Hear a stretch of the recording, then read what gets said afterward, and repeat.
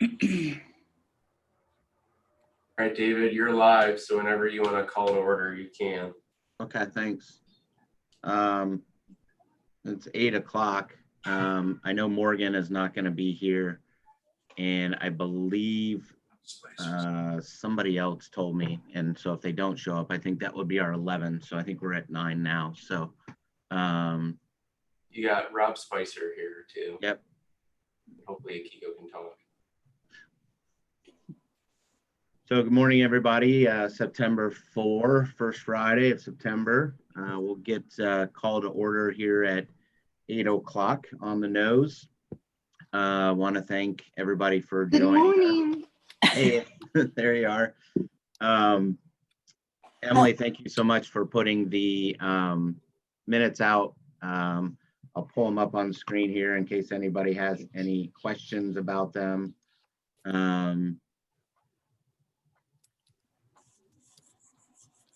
So I can read through them if there's anybody has any questions. If not, if I could get a motion to approve the minutes from the August 7th meeting that we added to our calendar.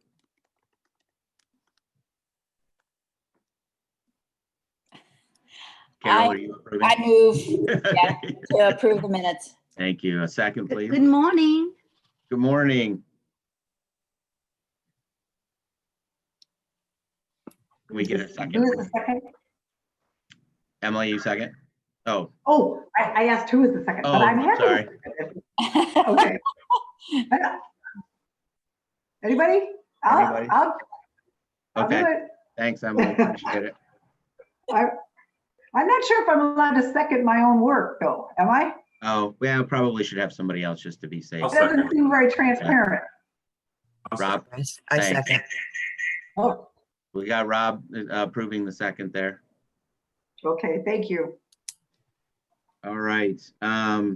Actually, Matt, I did not mean to forget you on the agenda or the mayor. So both of you guys are here. So Matt, if you want to give us an update on housing, that would be great. I'm sorry I left you on off the agenda there. Oh, no problem. Thank you. So we just wanted to share that HUD has approved our analysis of impediments and our consolidated plan. And just to real quick highlight some of our outcomes for our fair housing, education, outreach, and relieving some of them impediments that were identified in that analysis. So last year for fair housing education, we met with the realtor boards, the apartment association. We monitored the local newspapers for discriminatory language. We distributed information to all the No Wrong Door agencies. We did 4 fair housing presentations. We had PSAs throughout the year regarding fair housing. Regular contact with BGSU. We had 127 days worth of ads for fair housing last year. And we had 4 radio interviews. Dealing with economic pressures, we were able to issue 10 business assistance loans. And with housing affordability, we were able to assist 3 rental properties for rental rehab, which also secured fair market rents for 7 years on them properties. We did 27 home repair projects and 1 rehab project, which brought the entire home up to code. So just a quick summary of some of the highlights of last year. So that's it. When will the funding be available for 21, or has that already been used? 2021, has that been used up already, or is that still available? It would be, I guess, just formality, but it's funding year 20 will be this funding year that we're in. That started on the 1st. We still are taking applications, definitely, and we've definitely had a lot of outreach for it this year. We've already, actually today, we have already signed 7 contracts for home repairs. Excellent. Great. That's good. Anything we can help to sing that message out through our group to help let the community know, let us know. If it's with Ellie on our Facebook page or anything like that, you know, any information you want to help us push for you, let us know. Okay. Yeah, I appreciate that. Thank you. And I think Emily asked if you could just send your notes to her some of that recap stuff so she can get that into our minutes, that would be great. Okay, I'd appreciate that. I was writing as fast as I could, but I couldn't catch it all. A lot of good news. So that, Yeah, it is. It is. a lot of good stuff out there. So thanks, Matt. Anybody have any questions for Matt? Anything that you ideas for Matt or any questions for him? Feel free to reach out to him. He's very accessible. Thanks for all you do. We really appreciate it. Thanks. yes, thank you. All right, moving on, Mr. Mayor, I did leave you off of the minutes, but in my notes here, I do have you on my minutes. So I would like to, any talks you would like to give or any inspirations or updates, we would love to hear from you. Morning, everybody. I have no report today. Still appreciative of all the good work you're doing. Excellent. Thanks. Any questions of our group that you have or anything you would like to see, or just keep pushing forward like we're doing? Keep pushing forward. I really like some of the discussions that I've heard about potential community outreach events. I continue to think that there's great opportunity there, great value in pursuing those type of interactions. Very educational based, open communication. I think any opportunity that we have to communicate, get to know each other better, get to understand each other better is going to lead towards more effective communication and hopefully some real tangible results. So appreciate those efforts, and we will stand ready over here to support those efforts in any way that we can. Thank you. Appreciate that. Moving on to financial report. I think the report was sent out to everybody. I think everybody got a look on that. Joe, is that something that you go over for us? I can. The amount available in the top right hand corner is 1,025. Kelly and I verified that yesterday. What I would say is we're still looking at the total impact of the coronavirus to the city's general fund, which HRC's budget is out of. So that might get trimmed down a little bit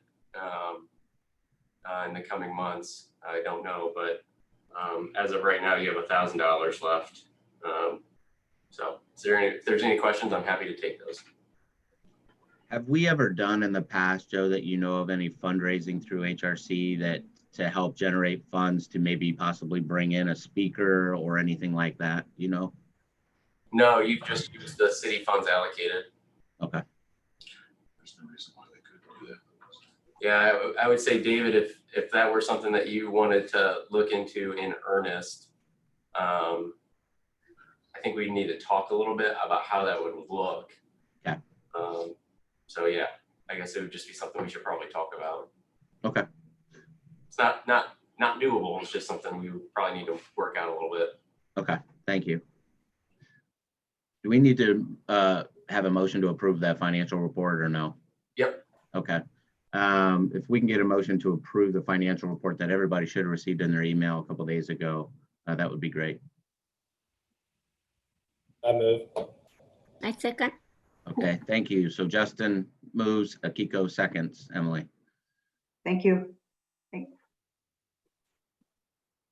So getting kind of to the meat and potatoes of our meeting, I kind of want to just discuss some of the recent events that are going on locally and even nationally. I'm going to kind of blend my chair report a little bit with the recent events report. And I just kind of want to open the floor and ask if anybody has any input.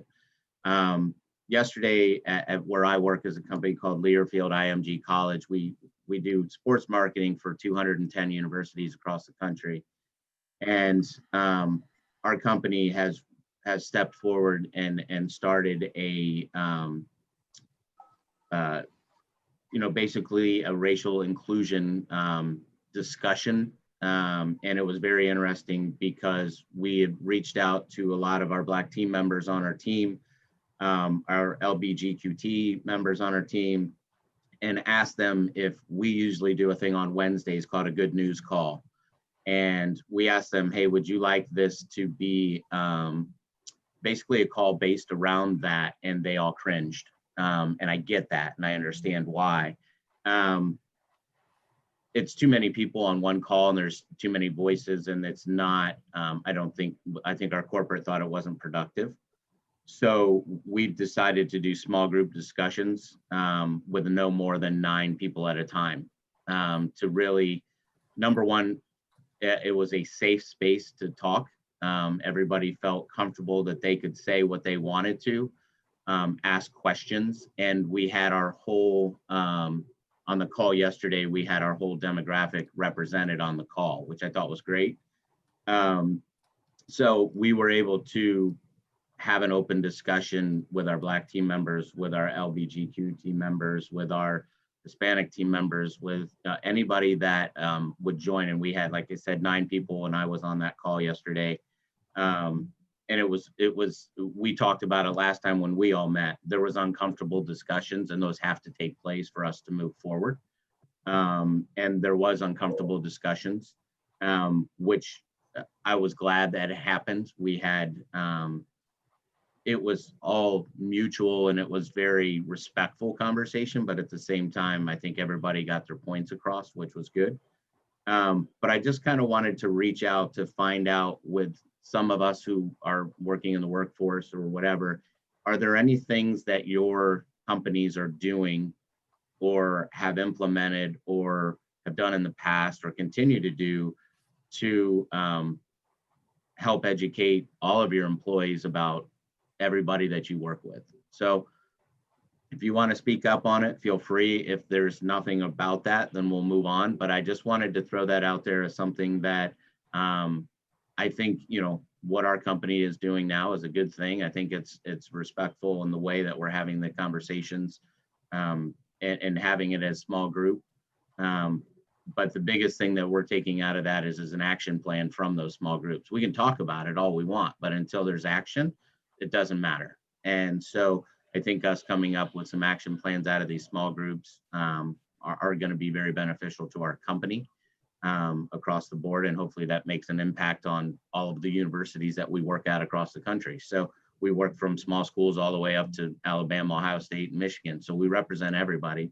And we're hoping that these conversations flow over into our communities, into our universities as well. So I'll just open it up real quick and ask if anybody wants to openly talk about what your company is doing to help. Hey, Ellie, how are you?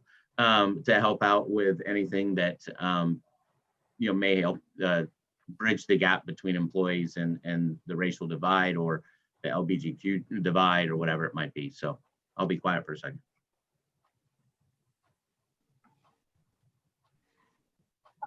I'd be happy to share about what's going on at the Wood County Board of Developmental Disabilities. We recently, of course, I think people are aware that there an employee at BGSU used social media and posted some very vile and racist comments. And then, so they followed the process, and I don't know if you've seen the BGSU's statement that came out yesterday afternoon. The employee resigned. They did their investigation, due process was followed, and the employee resigned. So for us, the awareness for us is employees' use of social media. So we are reviewing our plan, and we're absolutely certain it's not just the Wood County Board of Developmental Disabilities that are now having these conversations. But, and I think you also have to mention that we're headed into the election. People feel very strongly one way or the other, you know, and then of course, social media provides an outlet for them to express how they feel, but what is okay and what is not okay. And so that's what we're doing right now. We realized we didn't really have a very strong policy. Thanks, Emily. Anybody else? I want to piggyback. Can you guys hear me okay? Yep. Good morning, everyone. I want to piggyback off of what David said and just say that, you know, he mentioned that, we could talk about these things, but I mean, until there are action plans, I mean, the talking is almost is almost pointless. And so I would encourage you all in your own perspective areas where you go to work, where you work in, to make sure that someone is tackling the diversity problem. If you look around at your staff and you look around at the people you work with, I mean, they're all white. I mean, it's a problem. And if they don't represent the people that they're working with or working for, then that's a problem. So there should be some actual conversations and discussions on, what can we do to solve the diversity problem? And, where are we looking for talent? And how are we looking for talent? And are we inviting diversity? Are we being inclusive? How do we do those things? And a big thing that Brave does, the organization that I run, is we go into these spaces who struggle with that. We go into these spaces who struggle with diversity, who struggle with inclusion, who don't know what to say, when to say it, how to say it, and we help them attract diversity. Because diversity is actually a strength. Having diversity on your boards and your committees and in your workforce is actually much more of a strength than people realize. So that's kind of what I have to say on. I would just encourage you all to go in your perspective workplaces and just try to tackle the diversity problem if there is one. Perfect. Thanks, Tony. Well said. Yeah. Did anybody get a chance to watch? I know we kind of had hinted on it last time, but 13th, I know a lot of us had seen it prior, which I thought was excellently done. It was also brought up in our call yesterday from one of our GMs out on the East Coast, Willis, who's a Black man, and then Nicole also, who was in our HR department. Both of them had recommended the same video just to try to help, educate all of us on what had happened in the past and where we are now and things like that. So if you haven't had a chance to watch it, please do. I know it's on Netflix. Not everybody has Netflix, but if you can get access to a buddy or somebody who has Netflix, use their password for an hour and 40 minutes, it'll change you. It's very well done. Something else that I just recently was given to me by my wife, actually, which I would encourage all of us to, if you get a chance to read it. It's very quick. It's maybe 6 pages. It's called White Privilege, Unpacking the Invisible Knapsack. I don't know if everybody's had a chance to maybe look at that. It's by Peggy McIntosh. It's a very interesting look at a different lens on what white privilege is in America. So it actually starts off as a white male has always, doesn't look at what a white female sees as white privilege. Well, then it completely goes the other direction, and it lists essentially 47, 50 things of what somebody might feel as white privilege versus what somebody might not feel as white privilege. And so it was very interesting because number 24 sticks out to me. Is I can be pretty sure that if I ask to talk to the quote person in charge, I will be facing the person of my own race. And I thought that was very, very interesting because it's probably true in most of our workplaces. But I challenge you all to read that. If you get a chance, I'll share the link. I'll try to send it out to everybody today. My wife used it at the city schools in their equity building. And I thought it was very well written. Like I said, it's a quick read. It's literally 7 pages and 50 things on there. And that was a question that came up yesterday with our group on our call was, we asked Willis, what do you consider, white privilege? And it got to be very interesting on how he addressed that as a Black man. And it was interesting to have that dialogue. But if you get a chance, please read this. It's very, very quick. It's very educational. And I think it's something that we can all discuss and take away from exactly what Tony just said on looking into your own workplaces on some of these things, because a lot of them are workplace related of the 50 things.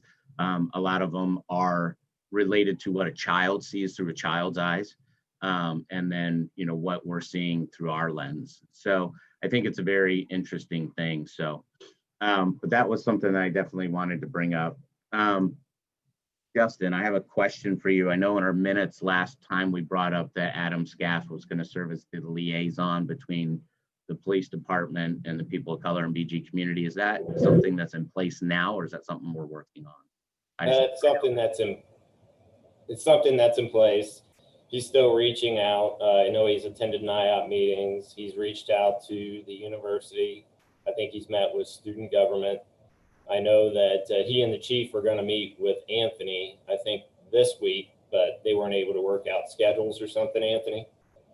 Right. Yeah. So, yeah, he's been reaching out. I know that he had, I forget the guy's name now, but it might have been Mr. Wilson from BGSU Athletics. He rode along with him. Oh, Jefferson, Taylor Jefferson rode along. Sorry. Yeah. Yeah, I couldn't remember who it was. Yeah. But rode along with him, I believe, last Saturday week. night. Yeah. So. And that's something that if you all get a chance, doesn't have to be anybody, you know, and I don't want to open it up and have Justin get flooded with requests for ride-alongs, but at the same time, it was an eye-opener for Taylor Jefferson, who's on our team here and marketing.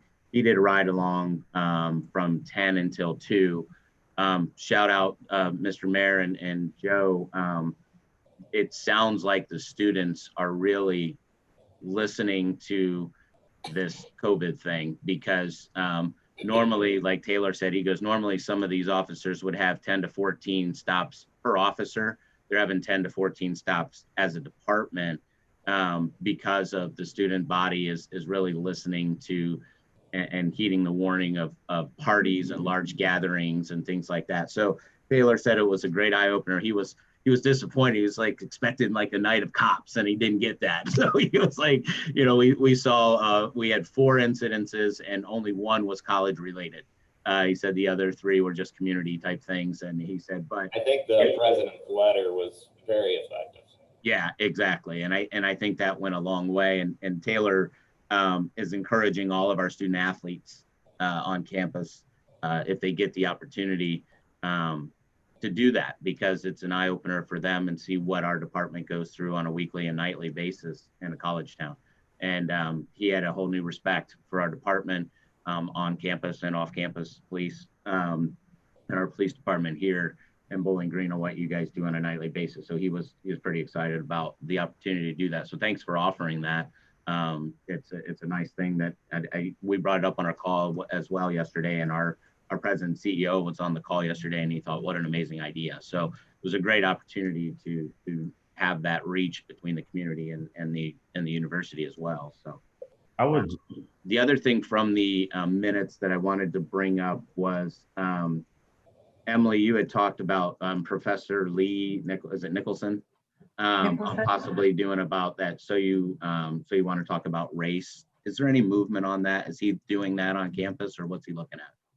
Yeah, as a matter of fact.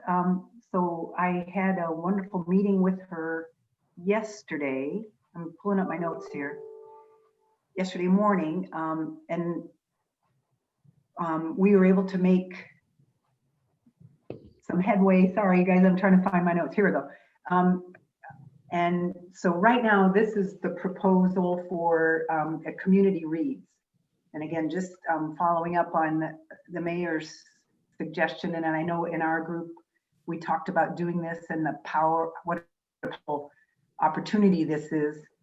So Lee Nicholson is the department chair in the English department. And I apologize if I'm not giving her all of the accolades that she has achieved, but she's very much involved in equity, and she and also Dr. Jolie Sheffer contacted NIOT to do the reading, the community read. So here's what we are proposing. I mean, it's certainly to partner with HRC. It doesn't really matter who provides this. It's just a really powerful opportunity, and hopefully you can get it going. We've got a lot of the groundwork already laid. So the idea is a community reads that will include the university. Each year the campus chooses a novel to read, and she's going to propose that this book is also the campus read. So in addition to doing it throughout Bowling Green, it'll also be the identified novel for the fall semester on the campus. And we're also wanting to get the Wood County Public Library involved. We feel pretty certain that they will do that, and as well as the BG City Schools. We're going to reach out to Jenny Devers and have that as part of, you know, involvement from the city schools as well, the high school students. So we are going to offer, we feel like we can do the book justice in 3 sessions, so that they will be on Mondays. The time has not been identified yet, but Mondays we felt like might be a good day. And I'll talk about the time in just a second. So we've identified October 12th as a meeting session, which is Indigenous People Day. Some people may refer to it as Columbus Day, but quite honestly, Columbus was one of the greatest oppressors in the history of the world. So I prefer to call it Indigenous People Day. November 9th, so that will be shortly after the election. We feel like this would be another opportunity to draw people together, and maybe whatever happens at the election, it's going to be a crazy time, I think. So, and then December 7th, which happens to be Pearl Harbor Day. So we think those dates are really good. Those are 3 Mondays that will cover the book. So the sessions are going to be approximately 1 hour. There will be an agenda created, kind of like a syllabus and objectives and discussion questions for each section of the book. So people will have that ahead of time, so they'll know what's going to happen with each session. So as far as the time, and I'd really love to have some feedback from this group,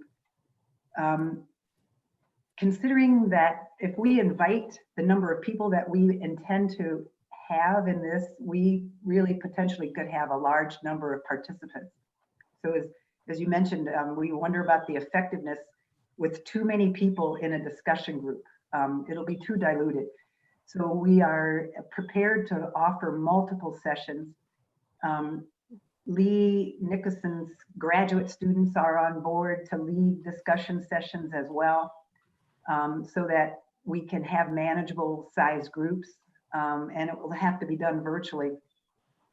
But again, depending on how many people we have participating will determine how many groups we have. So here is our ideas. We thought maybe possibly offering a noon session. If people like the idea of sitting down for a lunch hour, but not everybody takes an hour for lunch. We realize that. But how powerful that would be, just the vision of having people all across Bowling Green sitting down and having a conversation and a discussion about the same book while they eat their lunch. So that was one suggestion. And then also, of course, an evening group, because that would help with the folks that are working or have class. And then we would also we would record the sessions. So we would keep those on our website, and people who may have missed a session could go in and view one of the recorded sessions and the discussion. In addition, we'll also create a Google Doc so that reflections can be recorded, and also questions that people might have while they're reading. Maybe they don't feel comfortable in a public setting with that comment or with that question, and then they can put them in a Google Doc, and we would have access to those as well. So we're trying to cover all the bases to make this really an effective and powerful experience for folks.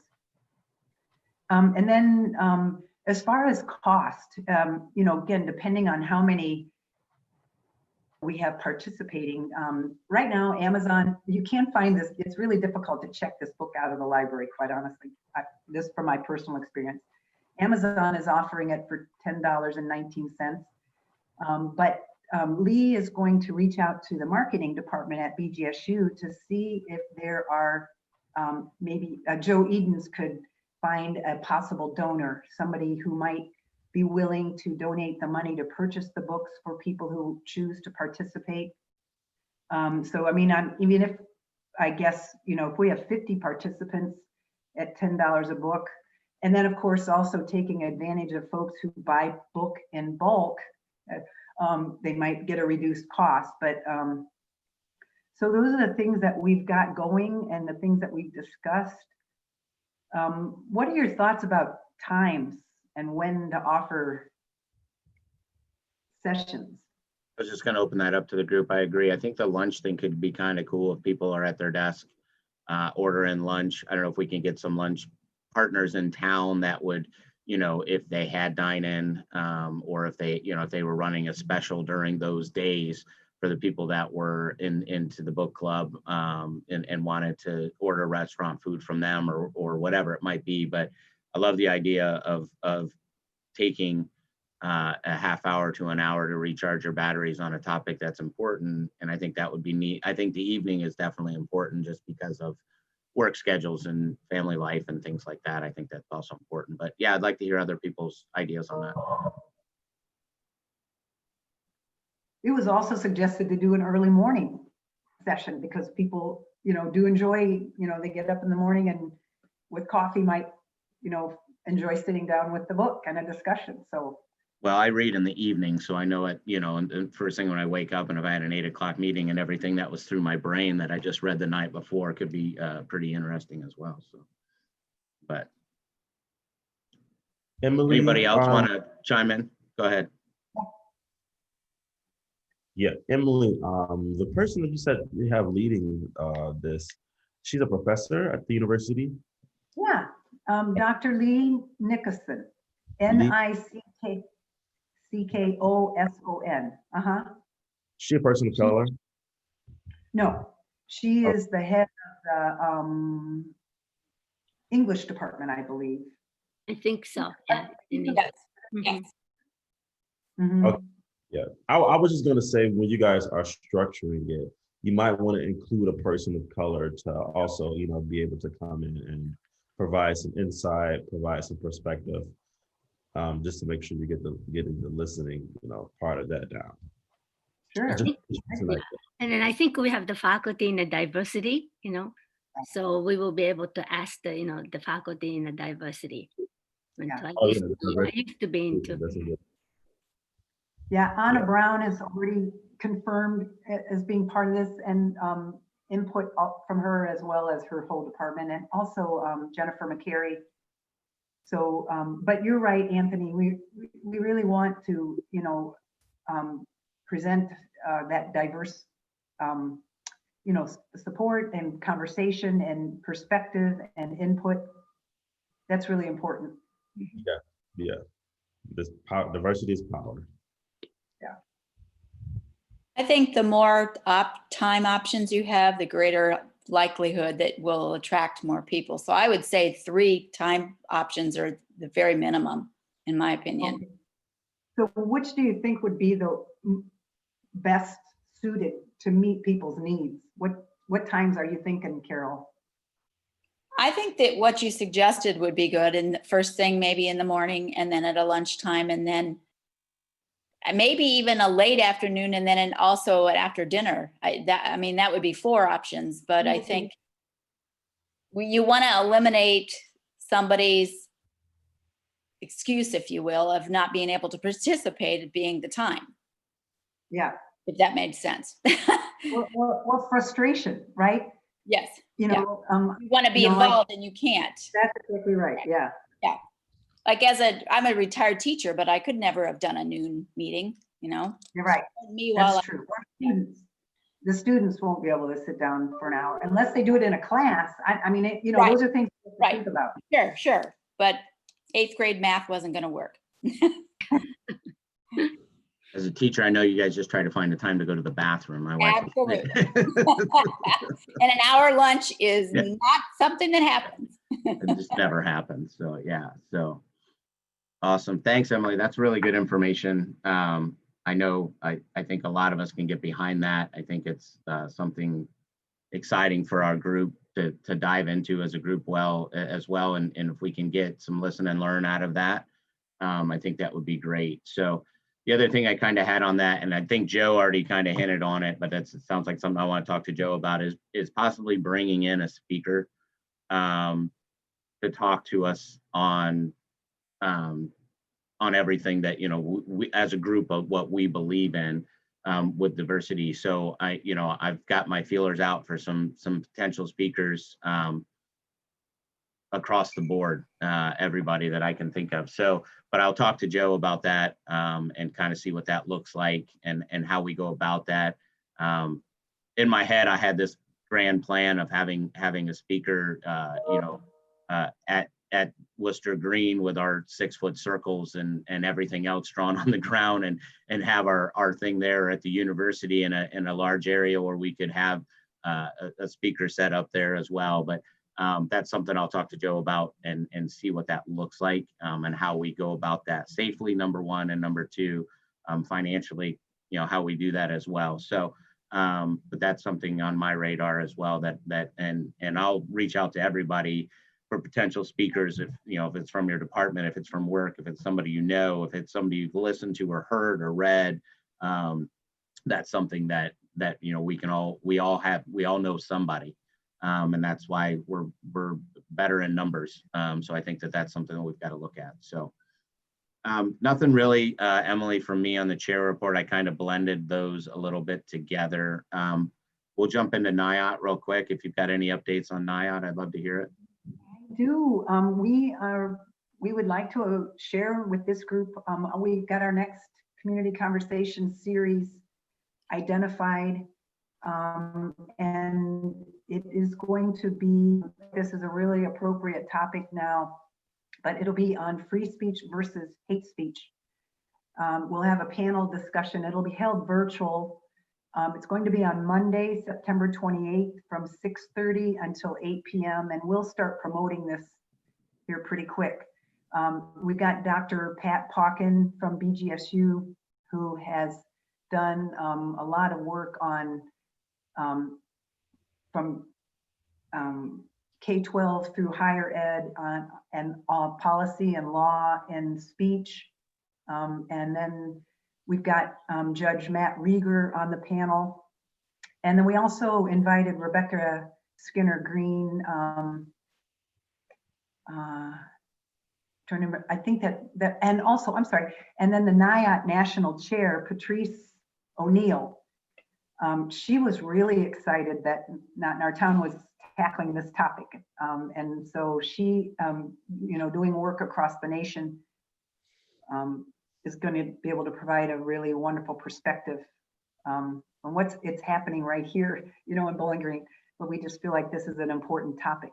And I know, Justin's really familiar with this. I mean, I think, for people to understand, where do you draw the line, from free speech and what I'm allowed to say publicly, that then you step, cross that line that my opinion becomes hate speech. Yeah, and it's difficult with social media, especially with employees.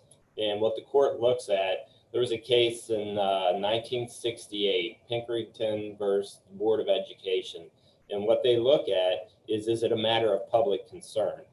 So as a member of an organization, whether it's a police department or a business, are you speaking as a private citizen on the matter of public concern, or are you speaking as an official?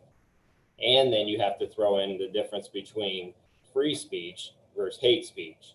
And that actually tends to be a little bit more clear as opposed to whether you're speaking on behalf as a private citizen or as a representative of an agency or something. But free speech versus hate speech, usually, like in the circumstance with BGSU, I mean, that's pretty clear in that circumstance. So I think it is something that I'm interested to see this conversation series. Who's your legal speaker that's going to be talking about it? That's a good question, because we were struggling with, we want to have all the perspectives, but we recognize too that when we get that panel too large, then not everybody has a time to talk, and the audience doesn't have a chance to participate. But I mean, we do really, I think we need to have that law enforcement perspective and even maybe a voice from journalism. I would suggest it's good to have, and an attorney possibly speak on it, like a civil rights attorney or somebody that represents that Yeah. area. And you have to look at each individual state and the different laws. Personally, in Ohio, I think that our hate crime laws should be more robust. Currently, the only thing that we really have is basically an intimidation that we had a situation out at the Waffle House that kind of fell into that. But that actually only covers certain crimes. It's coupled to certain crimes. So like aggravated menacing would be one, menacing. However, one that it doesn't cover is assault, which to me doesn't make any sense. But again, that's the legislative side of things. So that's stuff that you talk to your representatives about. But I would suggest somebody, actually an attorney or even a law professor, I don't know what BGSU offers as it relates to whoever teaches civil law potentially, or criminal law, that would be all right. Because even if you're a criminal attorney, you still have a background in civil law at law school. You still go through those courses. Okay, great. Thank you for the suggestions.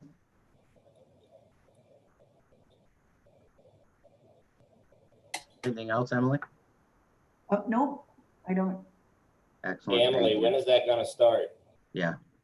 It's Monday, September 28th, Okay. 6:30 to 8 p.m. And is that going to be like a Zoom or in person? It's going to be virtual, and we will. We had a lot of success with one of the formats that we used, where we had a Google Docs and people could submit their questions ahead of time. And then we're also going to have a live chat, but that will be monitored. Anna Brown is going to be our moderator. Trying to think, make sure I've got all the details. That answered your question, I hope. Okay, yeah. If you could share that, Emily, or when that link comes out for the Zoom with our group, I think that would be great. I think we'd have some participation from our group as well. So thank you. Thank you. You're welcome. Ellie, you got anything on our Facebook page? Any breaking news that you're getting out there for us? Not really. I tried and repost like what NIAP posts, but if anyone has any suggestions, I mean, there's not really pictures or anything to post right now, so. Tony, stay in touch with Ellie on stuff that's going on with Brave and other things that you guys might be doing, and have her use our voice through there as well. If you've got anything, she would love to help out with our Facebook page as well. So Yeah, we actually did an Inmatil visual event where we had some Black business owners come out and kind of talk about their experience in the community, and kind of talked about how Inmatil relates to Bowling Green in 2020, even though that happened 65 years ago. And so, yeah, Ellie was able to post that in the Human Relations Commission. So were any of you able to go to that, or did see it? Emily. Amy did, I think. Jeffers, yeah, you were, yeah. And Jeffers, got you. Cool. Yeah.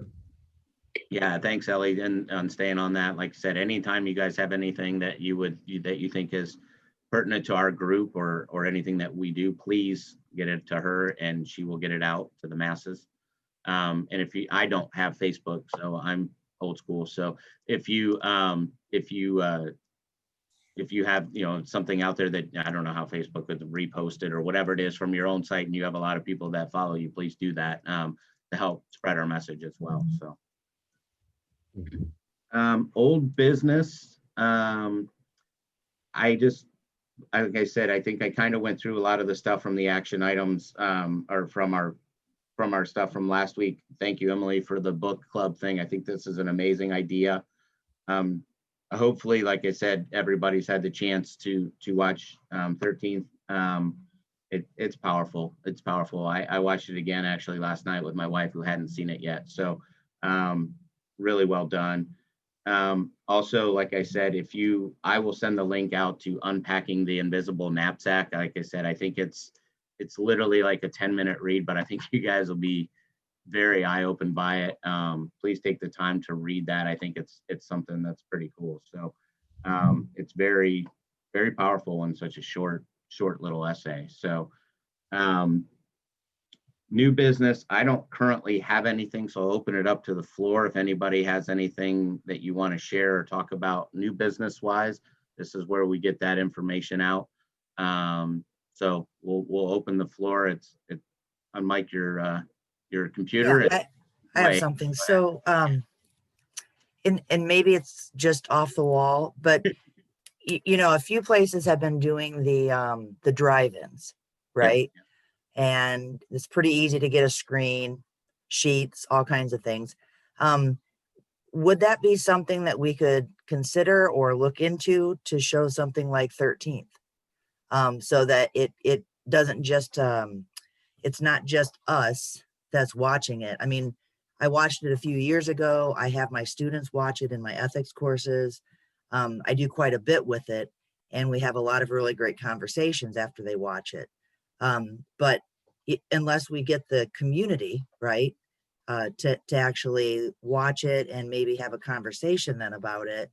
I mean, it's nice that we did, but then it just kind of stops with us. So, I mean, I don't know that that's too crazy of an idea to think that we could, you know, kind of maybe toss something together to make it available for mass consumption here.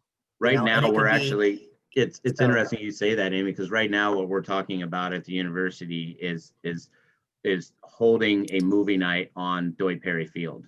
And we would Yeah. have the circles on the field where everybody would be distanced and have it be a safe event. And then we have the giant Jumbotron that we could play a movie on, have the speakers from, you know, the sound system in the stadium to be able to play a movie. We've been talking about a lot of universities are using their jumbo board, if you will, to do that kind of stuff, which I Right, think is okay. a great idea. And then also, you know, that we've brought it up to the Stro, but the problem with the Stro is inside. Right. We're very limited on the capacity that we can put in there with the outside. The president of the university feels that we can do some more things with that. Athletic director, of course, is a little bit different. You know, trying to get him to open up his field is a little different, but that's something that has been talked about. It's not off the wall at all. I think it's an amazing idea.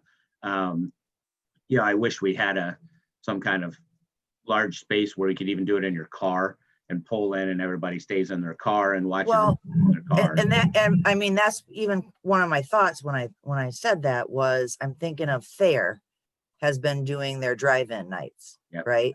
And doing community movies. And so there are places that are already kind of set up to do that as a drive-in style, which I think can kind of help pull community members too. Like even on at the university, you know, it's great. But I think the tough thing with that one is getting community members that are not students to attend something like that. Because a lot of times I think people think of those events on campus as being student for students. centered and Yeah. oriented. So yeah, I'm just trying to think. I don't know. There's got to be somewhere that people would give permission that we could do kind of a drive-in style watch, I And guess.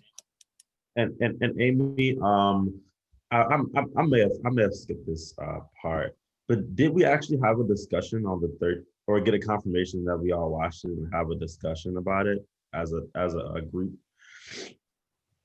Yeah, I mean, I think the homework, if you will, was to try to go and watch that, and then have a discussion about it afterwards. Correct? Right, today?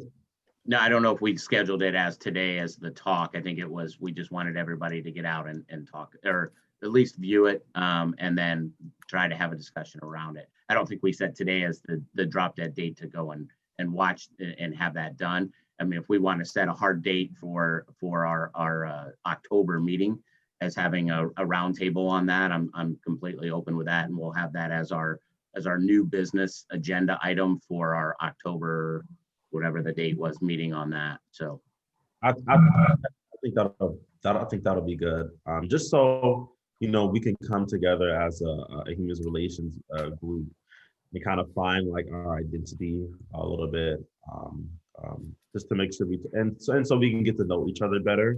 And I feel like that movie is like a perfect setting to allow that to happen. And also before we kind of encourage, the community members to watch it, I just want to make sure we're all on one accord as a Human Relations Commission. And so that we're coming as a united front. So we're more effective. That's all. No, I think that's completely fair. So yeah, I don't want to try to have an outdoor movie in November. You just don't know what the weather is going to be at that point. But if we can do something at our meeting in October and get a drive-in, I'll talk to Rachel Thayer and see how they're doing that. Amy, I like the idea of the drive-in type style.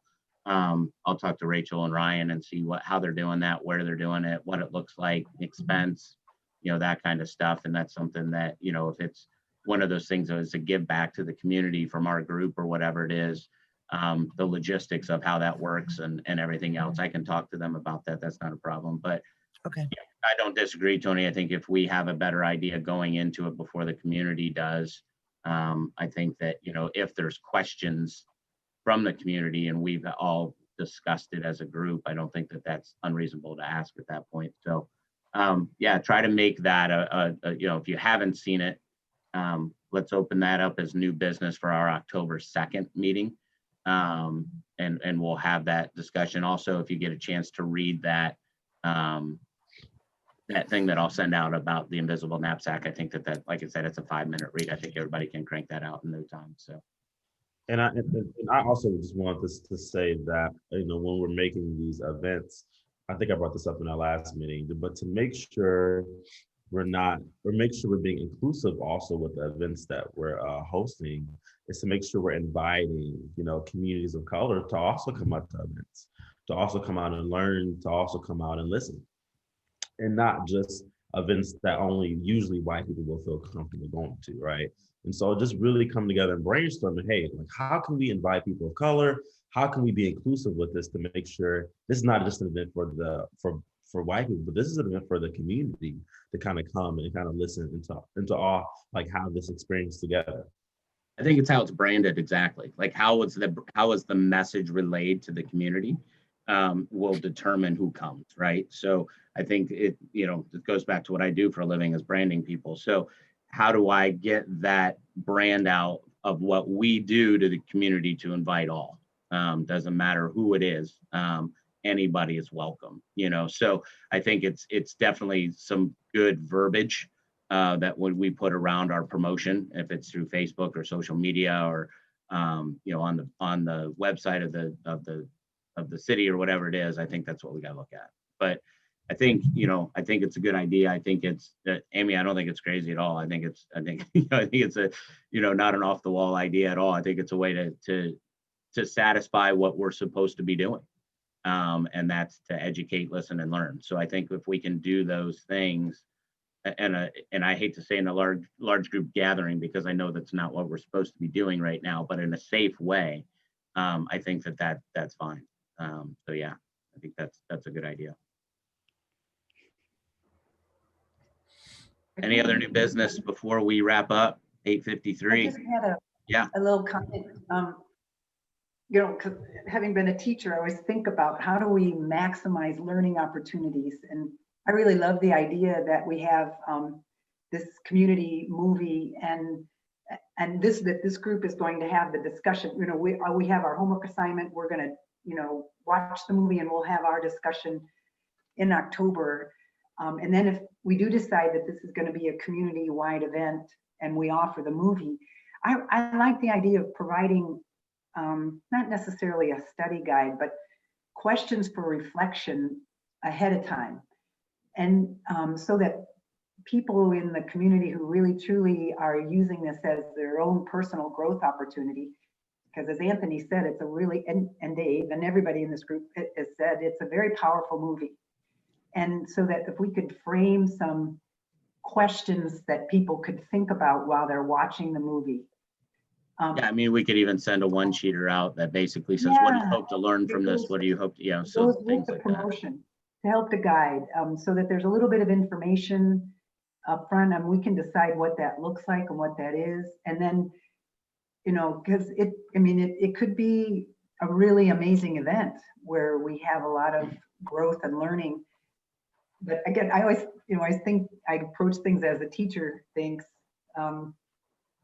in these teachable moments, so. Be sure to keep your eye out for the honor roll nominations and the other, I'm sorry, I'm drawing a blank, Joe, drum. Major for Peace Awards. Yep, thank you. So make sure we're keeping those nominations in your head and send those on to me or to Emily so we can share with the group. So we can make sure that we're taking care of that as well. We can't let that slip through the cracks. It's very important. We've had some great recipients in the past, and I think we need to continue to do that. So if you have That's questions, gonna be here go ahead, before Emma. we know it. That's gonna be here before we know it. I Yeah, think that. needs to Yeah, be- and if you have questions of what that is, it is spelled out pretty well on our website. If you go to the City of Bowling Green's website and find our section in there, it does have the nomination form and what it is, all both of those awards. So feel free to go in there and take a click and read those. If you don't get a chance, maybe I'll try to do is send those links out, live links as well, with the follow up with the reading that I'll send out this afternoon. So any other questions? Always awesome to see everybody. Thank you so much for open discussion. It's a safe discussion, a place where we're growing and learning. I appreciate all of you guys. I really do. Thanks, Mr. Mayor, for being here the whole time. And Joe, appreciate you running the controls for us. And then if you guys have any questions, feel free to reach out to me at any time. And once again, I appreciate what all you do. Thank you so much. Make it a great holiday weekend. Thanks, everybody. Have a great weekend. Bye-bye.